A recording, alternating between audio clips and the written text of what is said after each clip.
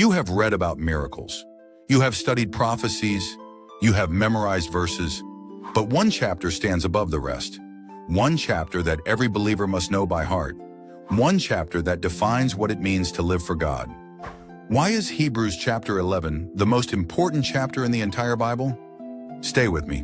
What you are about to discover will change how you see faith forever. Hebrews 11 is called the Hall of Faith.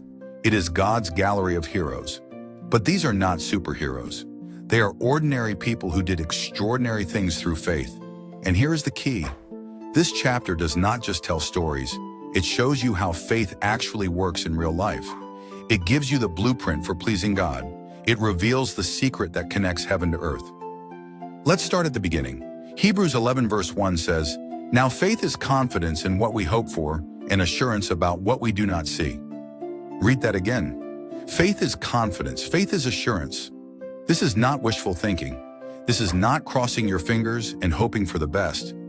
Faith is being absolutely certain about things you cannot yet see with your physical eyes. You believe God's promises more than you believe your circumstances. That is faith. And look at verse 3. By faith we understand that the universe was formed at God's command, so that what is seen was not made out of what was visible. This anchors everything. God spoke the invisible into the visible. He created the entire cosmos from nothing. If God can do that, He can handle your situation. Faith starts with knowing that God makes something out of nothing. He makes a way when there is no way. Now the chapter takes you on a journey. You are about to walk through the Hall of Faith. Get ready.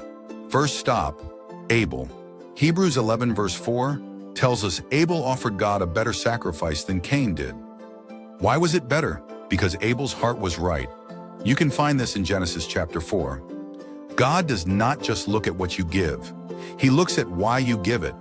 Abel teaches you that your heart matters more than your ritual. Faith is not about going through the motions. It is about worship from a sincere heart. Next, Enoch. Hebrews 11 verses 5 and 6 say, Enoch did not experience death because God took him away. Genesis 5 verse 24 says Enoch walked faithfully with God. Then he was no more because God took him. And here comes the bombshell. Verse 6 says, without faith it is impossible to please God. Impossible. You cannot please God without faith. Enoch walked so closely with God that he walked right into heaven. Faith is daily intimacy with your Creator. You walk with Him. You talk with Him. You trust Him completely. Then comes Noah, Hebrews 11 verse 7. Noah built an ark when there was no sign of rain. Genesis chapters 6 and 7 record this. Everyone thought Noah was crazy, but Noah obeyed God before he had any evidence. He spent decades building a boat on dry land. Faith obeys even when it looks foolish. And Noah's faith did not just save him, it saved his entire family. Your faith protects the people you love. Now we meet the father of faith himself, Abraham, Hebrews 11 verses 8 through 10. God told Abraham to leave his home and go to a place he had never seen. Genesis chapter 12 records the call. Abraham obeyed without a map, without a plan, without details. Why? Because he was looking for a city with foundations whose architect and builder is God. Abraham was not just traveling to Canaan, he was journeying toward the eternal city. Faith sees beyond the temporary. You are headed somewhere permanent. But Abraham was not alone. Sarah is mentioned in Hebrews 11 verses 11 and 12. Sarah was past childbearing age. She laughed at the promise in Genesis 18, but she considered God faithful. And from this one barren woman came descendants as numerous as the stars. Faith believes God keeps His word even when biology says no. Even when the clock runs out, God is faithful. The chapter speeds up.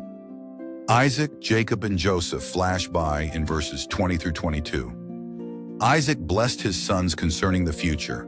Jacob worshipped leaning on his staff. Joseph spoke about the Exodus and gave instructions about his bones. Bones. Think about that. Joseph was so confident Israel would leave Egypt that he made them promise to take his bones with them. That is future-focused faith. You live today with eternity in view. Then Moses takes center stage.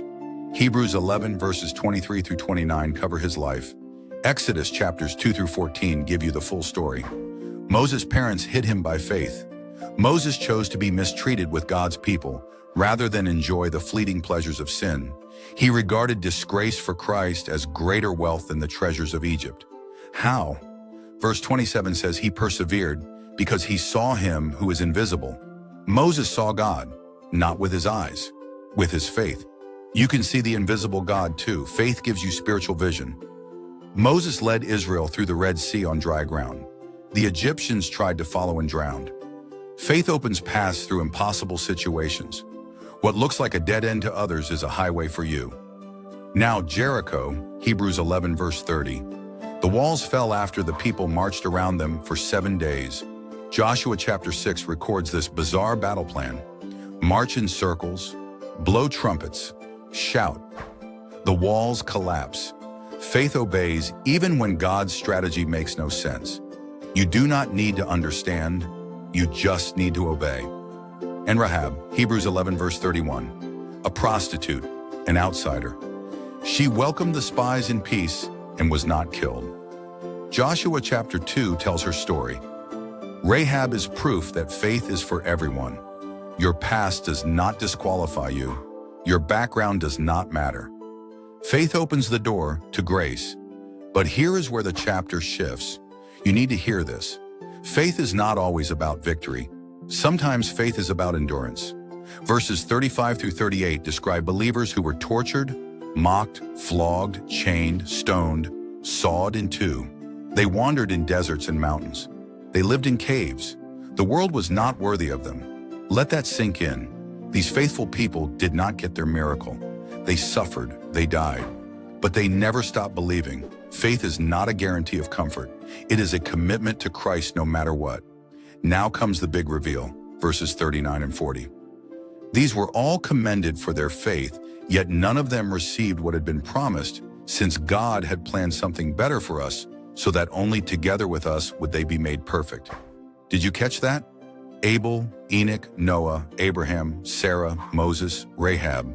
They all died without receiving the full promise. Why? Because you are part of the plan. God connected their story to yours. You are not reading ancient history. You are joining a family. A great cloud of witnesses surrounds you right now. This leads us to Hebrews chapter 12, verses 1 and 2. Therefore, since we are surrounded by such a great cloud of witnesses, let us throw off everything that hinders and the sin that so easily entangles. And let us run with perseverance the race marked out for us, fixing our eyes on Jesus, the pioneer and perfecter of faith. There it is, your call to action. Those heroes are cheering you on. They ran their race. Now you run yours. Throw off the weight, drop the sin, fix your eyes on Jesus. He is the pioneer of faith. He started it. He is the perfecter of faith. He finishes it. Jesus endured the cross for the joy set before him. He sat down at the right hand of the throne of God. Jesus is both your example and your empowerment. So why is Hebrews 11 the most important chapter? Because it defines faith clearly. Because it shows you faith in action through real people. Because it connects you to a story bigger than yourself. Because it calls you to run your race with your eyes on Jesus. You are not alone. You are part of the Hall of Faith. Your name can be added to this list, not because you are perfect, but because you are faithful. Here is your challenge.